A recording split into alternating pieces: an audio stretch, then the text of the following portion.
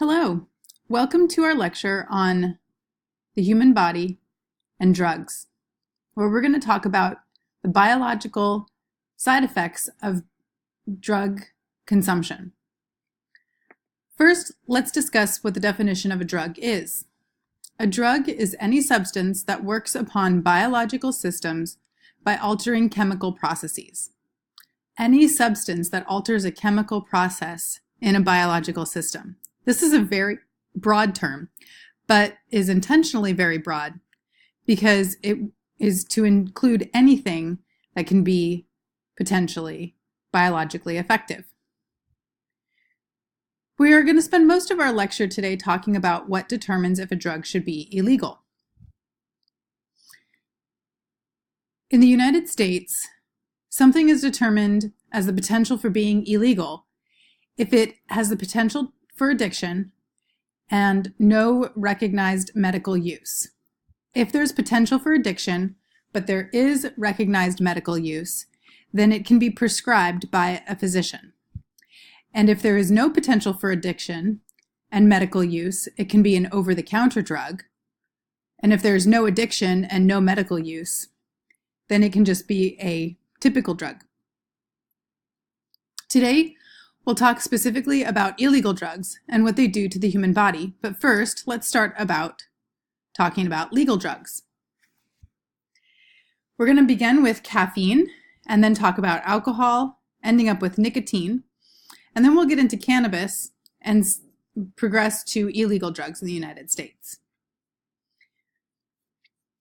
Caffeine is used by roughly 95% of high schoolers, and so it has the highest use of all the drugs that we're going to be talking about in this class. This is not just true of high schoolers, but also people around the world. Caffeine, I'm sure you know, is addictive, and there is no medical use, although Excedrin and some headache medicines do have caffeine as a component. But it is not required for medical use because there are lots of other drugs that can take its place in treating headaches. Caffeine acts as a stimulant in the body. And when I say that during this lecture, basically what that means is it acts on many different organs of the body, causing them to go faster. So increased respiratory rates, increased heart rate, increased blood pressure, and so forth. One of the organs that's not affected by stimulants is the digestive tract that tends to be reduced in stimulants. Now, caffeine as a drug is found naturally in many different plants, including coffee, tea, yerba mate, which is another type of tea essentially in South America, guarana berries, coca, which is used for producing chocolate, and the cola nut. Cola nut is what was the main ingredient and still is an ingredient in Coca-Cola. Caffeine acts naturally in these different plants to protect the plant against insects trying to eat the plant. As you can see from these images, caffeine can affect animal behavior, specifically in insects, causing them to have very disoriented behaviors and behave erratically. In humans, it is the most widely used psychoactive drug in the world, and because it's taken by ingestion, it takes 30 minutes to be absorbed by the body, give or take. The amount of hours that it takes to be eliminated from the body varies dramatically from person to person. It can take anywhere from 2 to 10 hours to be eliminated from the body. The biggest difference between people who can eliminate caffeine within 2 hours and people who take much, much longer is genetically based. So some people have genes that allow them to eliminate caffeine from their body very quickly, and other people have different genes that make it take much longer. So some people can drink coffee just a few hours before bed, while others have to stop drinking coffee around 10 hours before they go to sleep. Caffeine in general results in stimulation of the central nervous system, leading to increased alertness, faster and more focused thinking, And this molecule that you can see on this coffee cup here, which is fairly small, can cross the blood-brain barrier and enter the brain, having all of these effects on the brain. It also causes an increase in dopamine activity, which leads to the slightly addictive nature of caffeine, as well as adrenaline levels, increasing the respiratory rate, heart rate, and blood pressure of those who consume it. Another commonly used drug is alcohol. About 25% of high schoolers have already tried alcohol, even though technically it is illegal for individuals that young to consume alcohol in the United States. It is the second most common psychoactive drug used around the world. It is addictive, much more so than caffeine, and has no medical use. Yes, individuals use rubbing alcohol, but that's isopropyl alcohol, not ethyl alcohol. Ethanol or ethyl alcohol is the type we drink, whereas rubbing alcohol is a different type. The alcohol that we drink is pictured here, again, a very small molecule. This molecule acts as a depressant on many areas of the body. It is found naturally in nature when yeast, which exists on the surface of many organisms, it in fact covers your skin, but it's also found on the surface of many fruits in nature and lots of plants. When that yeast ferments sugars, it can turn the sugar into alcohol. This is how beer and wine have been made for thousands of years, ever since the advent of agriculture. Because alcohol is consumed by the digestive tract, it takes about 20 to 30 minutes to be absorbed by the body.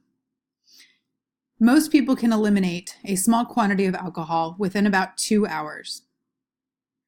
The effects of alcohol progressively become more and more dramatic on the body as more and more of this depressant chemical is consumed. Initially, the first feelings of alcohol consumption are associated with a feeling of euphoria. This is the buzz that some people refer to. Euphoria is commonly associated with a depressed neural activity. Interestingly, happiness is associated with slower brain activity. But as alcohol continues to be consumed, it can induce sleepiness, slow the process of brain activity to the point of causing confusion, eventually leading to blackouts, and also sometimes death from alcohol poisoning.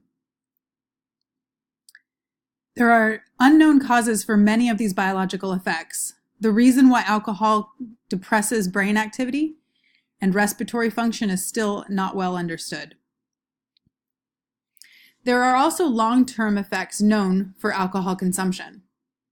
These long-term effects include an increased risk of cancer, cirrhosis of the liver, and it can also be fatal. Cancers of many types can see a rise after chronic alcohol consumption. But one of the most common types of cancer that can arise from alcohol consumption is liver cancer. Cirrhosis of the liver is not liver cancer, but it is also damage to the liver caused by alcohol consumption. Cirrhosis of the liver is when the liver becomes damaged and scarred due to constant destruction by alcohol consumption. The liver is involved in producing clotting factors and also detoxifying the blood, among other things. So when the liver stops functioning properly as a result of cirrhosis, damage to this vital organ and the ability to clot blood can eventually result in life-threatening diseases. The reason why the liver is specifically targeted by alcohol is because, as I mentioned, it does involve detoxifying the blood. It is responsible for removing toxins and chemicals from the bloodstream. And if it's overtaxed repeatedly throughout your lifetime, it can end up being damaged as a result of alcohol consumption. Liver damage can be fatal. And part of the reason for this is because it will not be able to function properly to detoxify your blood anymore. But another reason is, as I mentioned, the liver is responsible for producing clotting factors.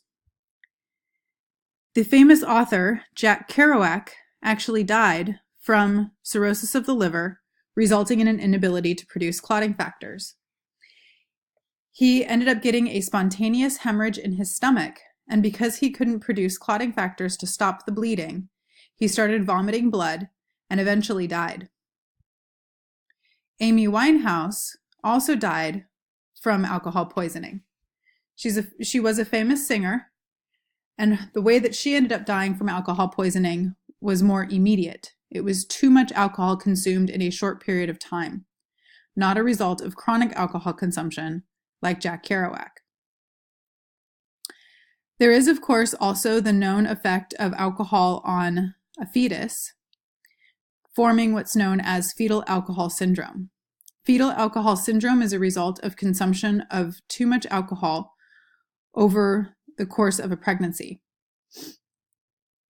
This can result in characteristic physiological changes where there are visible changes to the face and anatomy of a baby upon birth, and also throughout his or her life, as well as behavioral changes that exist and learning deficits throughout their lifetime.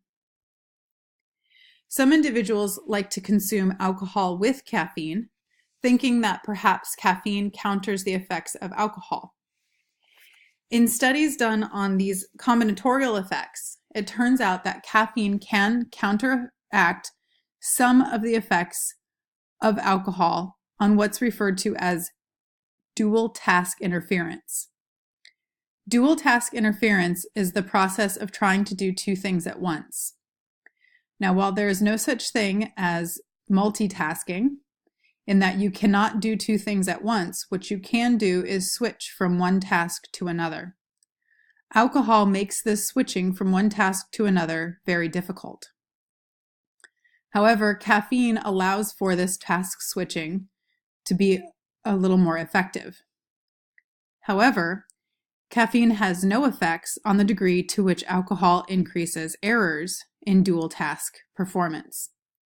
So any mistakes that are done as a result of being intoxicated on alcohol are not affected by the consumption of caffeine. In addition, drinking caffeine with alcohol reduces a person's perception of intoxication. This can be a serious problem, causing people to drink more alcohol than they normally would. Caffeine may also limit short-term memory loss associated with alcohol intoxication, allowing people to remember their activities while intoxicated a little bit better than without caffeine. In the next section, we'll continue to talk about legal drugs before progressing to illegal drugs.